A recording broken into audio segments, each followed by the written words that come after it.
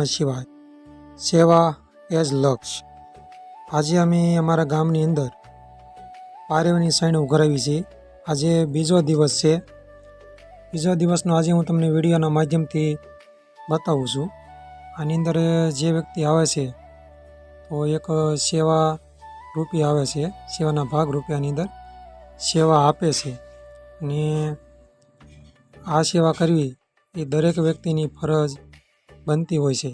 તો વિડીયોની અંદર તમે જોઈ શકો છો કે ઈશ્વરે જો આપણને સારું શરીર આપ્યું હોય તો જ આપણે આ સેવા કરવી એવું પણ નથી। આની અંદર 3 વ્યક્તિ એવા છે કે શારીરિક ખોટ છે કુદરતી, તો પણ એક અંદરની એક ભાવના છે કે આપણી ફરજમાં આ સેવાનું કાર્ય આવે છે તો આપણે કરવું જોઈએ, એવા હેતુથી આની અંદર નિસ્વાર્થ ભાવે સેવા આપે છે। જો તમે વિડીયોના અંદર જોઈ શકો છો, અમે દરેક ઘરેથી કોઈ પણ ભેદભાવ રાખ્યા વગર દરેક ઘરે શેણ લેવામાં આવે છે અને મોટા ભાગે દરેક ઘરે બેન દીકરીઓ શેણ આપતી હોય છે, એટલે એના વિડીયો અમે લેતા નથી।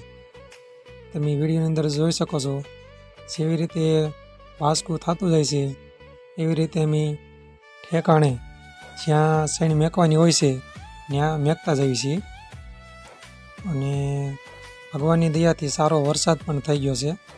પહેલાં જ વરસાદે આપણને ડેમ ભરી દીધો છે એટલે સારું કહેવાય। એટલે દરેક ગામની અંદર આવી એક સેવા થતી હોય તો ચોમાસાની અંદર મોટા ભાગે પક્ષીને શેણની જરૂર હોય છે। શેણમાં આપણે બધું મિક્સમાં લઈએ છીએ, જે આપે ઘઉં, બાજરો, જુવાર, મકાઈ, આ બધું મિક્સમાં અમે લઈએ છીએ।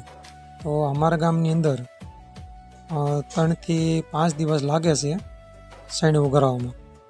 દરેક ઘરેથી આપણે શેણ લેવાની હોય છે, નાના મોટા એવું કોઈ ભેદભાવ રાખતા નથી અને રોકડદાન પણ અહીંયા લેવામાં આવે છે। રોકડદાનમાં પણ આપણને દાતાશ્રીઓએ સારો એવો સહયોગ આપેલો છે।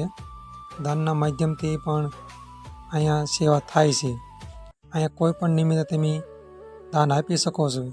તો આવી રીતે આજે અમારે બીજો દિવસ હતો તે મેં તમને વિડીયોના માધ્યમથી બધું બતાવ્યું છે।